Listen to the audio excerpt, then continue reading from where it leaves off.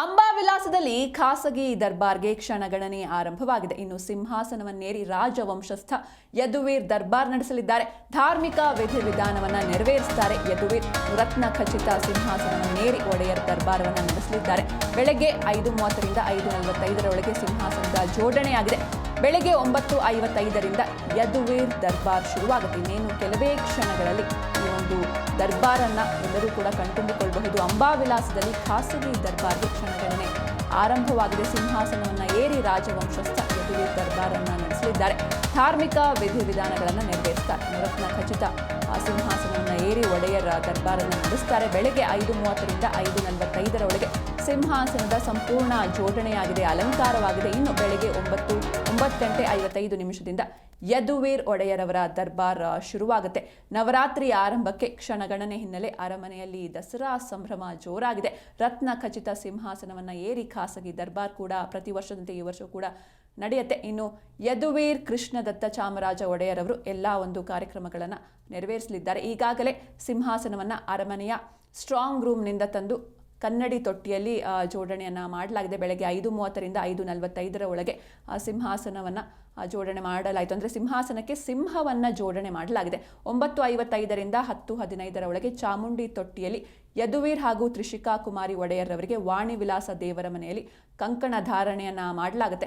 ಬೆಳಗ್ಗೆ 11:35 ಅರಮನೆಯ ಆವರಣದ ಕೋಡಿ ಸೋಮೇಶ್ವರ ದೇವಾಲಯದ ಬಳಿ ಪಟ್ಟದ ಆನೆ ಹಾಗೂ ಕುದುರೆ, ಹಸು ಸೇರಿದಂತೆ ಕಳಸ ಹೊತ್ತು ಬರಲಿದ್ದಾರೆ ಮಹಿಳೆಯರು. ಮಂಗಳ ವಾದ್ಯದೊಂದಿಗೆ ಸವಾರಿ ತೊಟ್ಟಿಯ ಬಳಿ ಈ ಎಲ್ಲ ಪೂಜಾ ಕೈಂಕರ್ಯಗಳು ನೆರವೇರುತ್ತೆ. 12:42ದಿಂದ 12:58 ರತ್ನ ಖಚಿತ ಸಿಂಹಾಸನವನ್ನು ಅಲಂಕರಿಸಲಿದ್ದಾರೆ ಯದುವೀರ್ ಕೃಷ್ಣದತ್ತ ಚಾಮರಾಜ ಒಡೆಯರ್. ಇನ್ನು 2:05 ಚಾಮುಂಡೇಶ್ವರಿ ಅಮ್ಮನವರ ಚಾಮುಂಡಿ ತೊಟ್ಟಿಯಿಂದ ಕನ್ನಡಿ ತೊಟ್ಟಿಗೆ ವಿಜಯಯಾತ್ರೆಯನ್ನು ಕೂಡ ಕೈಗೊಳ್ತಾರೆ. ಹೀಗಾಗಿ ಇವೆಲ್ಲ ಕಾರ್ಯಕ್ರಮಗಳಿಗೆ ಇನ್ನೇನು ಕೆಲವೇ ಕ್ಷಣಗಳು ಬಾಕಿ ಇರುವಂಥದ್ದು. ಅಂಬಾವಿಲಾಸದಲ್ಲಿ ಖಾಸಗಿ ದರ್ಬಾರ್ಗೆ ಕ್ಷಣಗಣನೆ ಆರಂಭವಾಗಿದೆ. ಇವತ್ತಿನಿಂದ ನವರಾತ್ರಿ ಆರಂಭವಾಗಿದೆ. ಹೀಗಾಗಿ ಮೈಸೂರಿನಲ್ಲಿ ಒಂದು ಸಂಭ್ರಮದ ವಾತಾವರಣ. ಸಿಂಹಾಸನವನ್ನು ಏರಿ ರಾಜವಂಶಸ್ಥ ಯದುವೀರ್ ಒಡೆಯರ್ ಅವರು ದರ್ಬಾರನ್ನು ನಡೆಸ್ತಾರೆ. ಧಾರ್ಮಿಕ ವಿಧಿವಿಧಾನಗಳನ್ನು ನೆರವೇರಿಸಲಿದ್ದಾರೆ ಯದುವೀರ್ ಅವರು. ಬೆಳಗ್ಗೆ 5:30ರಿಂದ 5:45 ಆಲ್ರೆಡಿ ಈ ಸಿಂಹಾಸನದ ಜೋಡಣೆಯಾಗಿದೆ. ಅಂದರೆ ಸಿಂಹಾಸನಕ್ಕೆ ಸಿಂಹಗಳ ಜೋಡಣೆ ಆಗಿರುವಂಥದ್ದು. ಬೆಳಗ್ಗೆ 9:55ರಿಂದ ಯದುವೀರ್ ಒಡೆಯರವರ ದರ್ಬಾರ್ ಕೂಡ ಶುರುವಾಗುತ್ತೆ. ರತ್ನ ಖಚಿತ ಸಿಂಹಾಸನವನ್ನೇರಿ ಖಾಸಗಿ ದರ್ಬಾರ್ನಲ್ಲಿ ಪಾಲ್ಗೊಳ್ಳಲಿದ್ದಾರೆ ಯದುವೀರ್ ಕೃಷ್ಣದತ್ತ ಚಾಮರಾಜ ಒಡೆಯರ್ ಅವರಿಂದ ಎಲ್ಲ ಕಾರ್ಯಕ್ರಮಗಳು ಕೂಡ ನಡೆಯಲಿದೆ. ಈಗಾಗಲೇ ಸಿಂಹಾಸನವನ್ನು ಅರಮನೆಯ ಸ್ಟ್ರಾಂಗ್ ರೂಮ್ನಿಂದ ಕನ್ನಡಿ ತೊಟ್ಟಿಯಲ್ಲಿ ತಂದು ಜೋಡಣೆಯನ್ನು ಮಾಡಲಾಯಿತು. ಅಂದರೆ ಬೆಳಗಿನ ಜಾವವೇ ಈ ಎಲ್ಲ ಕೆಲಸಗಳು ಕೂಡ ನೆರವೇರಿದೆ. ಬೆಳಗ್ಗೆ 5:30ರಿಂದ 5:45 ಸಿಂಹಾಸನಕ್ಕೆ ಸಿಂಹ ಜೋಡಣೆಯಾಗಿದೆ. ಇನ್ನು 9:55ರಿಂದ 10:15 ಚಾಮುಂಡಿ ತೊಟ್ಟಿಯಲ್ಲಿ ಯದುವೀರ್ ಹಾಗೂ ತ್ರಿಷಿಕಾ ಕುಮಾರಿ ಒಡೆಯರ್ ದಂಪತಿಗಳಿಗೆ ವಾಣಿ ವಿಲಾಸ ದೇವರ ಮನೆಯಲ್ಲಿ ಕಂಕಣ ಧಾರಣೆಯಾಗುತ್ತೆ. ಇನ್ನು ಬೆಳಗ್ಗೆ 11:35 ಅರಮನೆಯ ಆವರಣದ ಕೋಡಿ ಸೋಮೇಶ್ವರ ದೇವಾಲಯದ ಬಳಿ ಪಟ್ಟದ ಆನೆ ಹಾಗೂ ಕುದುರೆ, ಹಸು ಸೇರಿದಂತೆ ಕಳಸ ಹೊತ್ತು ಬರಲಿದ್ದಾರೆ ಮಹಿಳೆಯರು.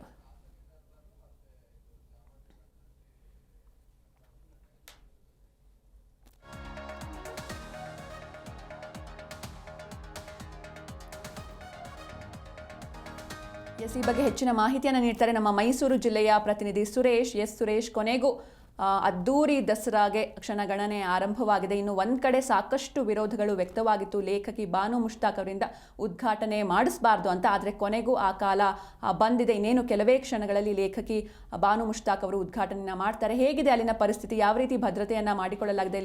ಬಾನು ಮುಷ್ತಾಕ್ ಅವರು ಆಲ್ರೆಡಿ ಬಂದು ತಂಗಿದ್ದಾರಾ, ಹೇಗೆ ಅಂತ? ಸಿಂಚನ, ಖಂಡಿತ ವಿಶ್ವವಿಖ್ಯಾತ ನಾಡಹಬ್ಬ ದಸರಾ ಉದ್ಘಾಟನೆಗೆ ಕ್ಷಣಗಣನೆ ಶುರುವಾಗಿರುವಂತದ್ದು. ನಿನ್ನೆಯಷ್ಟೇ ಉದ್ಘಾಟನೆಯಾಗಿರುವಂತಹ ಬಾನು ಮುಸ್ತಾಕ್ ಅವರು ಕೂಡ ಮೈಸೂರಿನ ಖಾಸಗಿ ಹೋಟೆಲ್ನಲ್ಲಿ ಈಗಾಗಲೇ ಆ ಒಂದು ವಾಸ್ತವ್ಯ ಹೂಡಿರುವಂತದ್ದು. ಸೊ ಬೆಳಗ್ಗೆ ಅವರು ಕೂಡ 9:30 ಸರಿಯಾಗಿ ಚಾಮುಂಡಿ ಬೆಟ್ಟಕ್ಕೆ ಕೂಡ ಬರ್ತಾರೆ. ಅಂದ್ರೆ ಇವತ್ತಿನ ಒಂದು ಶುಭ ಲಗ್ನ ಇರುವಂತದ್ದು ಶುಭ ವೃಶ್ಚಿಕ ಲಗ್ನ. ಆ ಒಂದು ಸಂದರ್ಭದಲ್ಲಿ ಅಂದ್ರೆ ಬೆಳಗ್ಗೆ 10:10 10:40 ಸಲ್ಲುವಂತ ಶುಭ ವೃಶ್ಚಿಕ ಲಗ್ನದಲ್ಲಿ ನಾಡಹಬ್ಬ ದಸರಾಗೆ ಉದ್ಘಾಟನೆ ಸಿಗುವಂತದ್ದು. ಅಂದ್ರೆ ನಾಡದೇವಿಯ ಒಂದು ಉತ್ಸವ ಮೂರ್ತಿ ಏನಿರುತ್ತೆ ಅದು ಬೆಳ್ಳಿ ರಥದಲ್ಲಿ ಇರ್ತಿರ್ತಾರೆ. ಆ ರಥಕ್ಕೆ ಪುಷ್ಪಾರ್ಚನೆ ಮಾಡಿ ದೀಪ ಬೆಳಗುವ ಮುಖಾಂತರವಾಗಿ ನಾಡಹಬ್ಬ ದಸರಾಗೆ ಚಾಲನೆ ಸಿಗುತ್ತೆ. ಪ್ರಮುಖವಾಗಿ ಈ ಒಂದು ಕಾರ್ಯಕ್ರಮದಲ್ಲಿ ಸಿಎಂ ಆದಿಯಾಗಿ ಅವರ ಸಚಿವ ಸಂಪುಟದ ಎಲ್ಲಾ ಸಚಿವರು, ಶಾಸಕರು, ಸ್ಥಳೀಯ ನಾಯಕರುಗಳು ಕೂಡ ಪ್ರಮುಖವಾಗಿ ಉಪಸ್ಥಿತರಿರ್ತಾರೆ. ಇನ್ನು ಚಾಮುಂಡಿ ಬೆಟ್ಟಕ್ಕೆ ಸಾರ್ವಜನಿಕರನ್ನ ಪ್ರಮುಖವಾಗಿ ನಿಷೇಧ ಮಾಡಲಾಗಿದೆ. ಯಾಕಂದ್ರೆ ಸಾಕಷ್ಟು ವಿರೋಧಗಳು ಕೂಡ ವ್ಯಕ್ತ ಆಗಿತ್ತು, ಬಾನು ಮುಸ್ತಕ್ ಅವರಿಂದ ದಸರಾ ಉದ್ಘಾಟನೆ ಮಾಡುತ್ತಾರೆ ಅಂತೇಳಿ. ಆದ್ರೆ ಇದೀಗ ಅದರ ಮುಂಜಾಗ್ರತಾ ಕ್ರಮವಾಗಿ ಒಂದ್ ಕಡೆ ಕೋರ್ಟೇ ಅದಕ್ಕೆ ಅನುಮತಿ ಕೊಟ್ಟಿರೋದ್ರಿಂದ ಮತ್ತೊಂದು ಕಡೆ ಈಗಾಗಲೇ ಮುಂಜಾಗ್ರತಾ ಕ್ರಮವಾಗಿ ಸಾರ್ವಜನಿಕರಿಗೆ ದಸರಾ ಉದ್ಘಾಟನೆಯಾಗಿ ಕಂಪ್ಲೀಟ್ ಆಗಿ ಎಲ್ಲಾ ಒಂದು ಕಾರ್ಯಕ್ರಮಗಳು ಮುಗಿದು ನಂತರದಲ್ಲಿ 12 ಗಂಟೆ ನಂತರದಲ್ಲಿ ಸಾರ್ವಜನಿಕರಿಗೆ ಚಾಮುಂಡಿ ಬೆಟ್ಟದ ಒಂದು ಪ್ರವೇಶ ಇರುವಂತದ್ದು. ಇದನ್ನ ಹೊರತುಪಡಿಸಿದಂತೆ ಖಾಸಗಿ ದರ್ಬಾರ್ ಕೂಡ ಮೈಸೂರಿನ ಅಂಬಾವಿಲಾಸ್ ಅರಮನೆಯಲ್ಲಿ ಭರ್ಜರಿಯಾಗಿ ಈಗಾಗಲೇ ಸಿದ್ಧತೆಗೊಂಡಿರುವಂತದ್ದು. ಯಾಕೆ ಅಂತಂದ್ರೆ ಸಿಂಹಾಸನವನ್ನ ಏರಿ ರತ್ನಖಚಿತ ಸಿಂಹಾಸನವನ್ನ ಏರಿ ಯದುವೀರ್ ಶ್ರೀಕೃಷ್ಣದತ್ತ ಚಾಮರಾಜ ಒಡೆಯರು ಕೂಡ ಆ ಒಂದು ದರ್ಬಾರ್ನ ಕೂಡ ನಡೆಸ್ತಾರೆ. ಇದು ಒಂದು ರೀತಿಯಲ್ಲಿ ಅಮೋಘವಾದಂತ ಒಂದು ಕ್ಷಣ ಅಂತಾನೆ ಹೇಳ್ಬೋದು. ಯಾಕೆಂದ್ರೆ ಈಗಿನ ಕಾಲದಲ್ಲಿ ಹೆಚ್ಚಿನದಾಗಿ ಈ ಒಂದು ಪದ್ಧತಿಗಳು ಎಲ್ಲೂ ಕೂಡ ಇರೋದಿಲ್ಲ. ಆದರೆ ಈ ರೀತಿಯಾಗಿ ಉಳಿದಂತ ಒಂದು ರಾಜ ಪರಂಪರೆಗಳೇನಿರುತ್ತೆ ಅದರಲ್ಲಿ ಎಸ್ಪೆಷಲಿ ಮೈಸೂರು ಸಂಸ್ಥಾನ ಏನಿರುತ್ತೆ ಇದನ್ನು ನೆರವೇರಿಸಿಕೊಂಡು ಬರ್ತಿರುವಂತದ್ದು.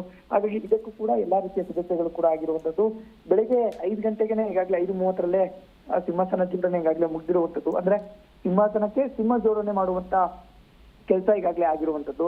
ಇನ್ನು ಚಾಮುಂಡಿ ತೊಟ್ಟಿಯಲ್ಲಿ ಪ್ರಮುಖವಾಗಿ 20 ನಿಮಿಷಗಳ ಕಾಲ ವಾಣಿ ವಿಲಾಸ ದೇವರ ಮನೆಯಲ್ಲಿ ಸಂಕಟ ಧಾರಣೆ ಆಗುತ್ತೆ 9:55 ಪ್ರಮುಖವಾಗಿ. ಅದಾದ್ಮೇಲೆ ಕೋಡಿ ಸೋಮೇಶ್ವರ ದೇವಾಲಯ ಏನಿದೆ ಅಲ್ಲಿ ಪ್ರಮುಖವಾಗಿ ರಾಜವಂಶಸ್ಥರ ಒಂದು ಕತ್ತಿ ಮತ್ತೆ ಇನ್ನಿತರ ಒಂದು ವಸ್ತುಗಳು ಕೂಡ ಸ್ವತಃ ಕುದುರೆ ಮತ್ತೆ ಆನೆಗಳ ಸಮೇತವಾಗಿ ಬಂದು ಪೂಜೆಯನ್ನು ಸಲ್ಲಿಸಿ ವಾಪಸ್ ಮಂಗಳವಾದ್ಯದೊಂದಿಗೆ ವಾಪಸ್ ತೆರಳುವಂತದ್ದು.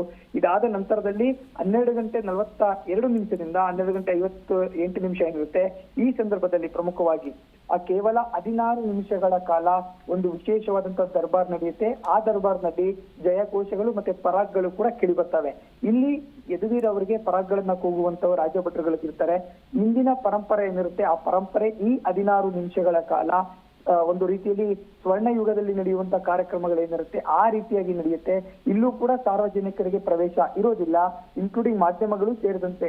ಕೆಲವೊಂದು ವಿಡಿಯೋ ಚಿತ್ರೀಕರಣವನ್ನು ಕೂಡ ನಂತರದಲ್ಲಿ ಕೊಡ್ತೇವೆ ಅನ್ನೋ ಮಾಹಿತಿಗಳನ್ನು ಕೂಡ ರಾಜವಂಶಸ್ಥರಿಗಾಗಲೇ ಕೊಟ್ಟಿರುವಂತದ್ದು. ಆದ್ರೆ ಈ ಕ್ಷಣಕ್ಕಾಗಿ ಪ್ರಮುಖವಾಗಿ ಎಲ್ಲರೂ ಕೂಡ ಕಾಯ್ತಿರ್ತಾರೆ. ಹಾಗಾಗಿ ಆ ಒಂದು 16 ನಿಮಿಷಗಳ ಕಾಲ ರಾಜ ದರ್ಬಾರ್ ಪ್ರಮುಖವಾಗಿ ಯದುವೀರ್ ಅವರು ಮಹಾರಾಜರಾಗಿ ಅಲ್ಲಿ ದರ್ಬಾರ್ ಅನ್ನು ಕೂಡ ನಡೆಸುವಂತದ್ದು. ಸಿಂಚನ. ಓಕೆ, ಥ್ಯಾಂಕ್ ಯು ಸುರೇಶ್ ನಿಮ್ಮೆಲ್ಲ ಡೀಟೇಲ್ಸ್ಗಾಗಿ.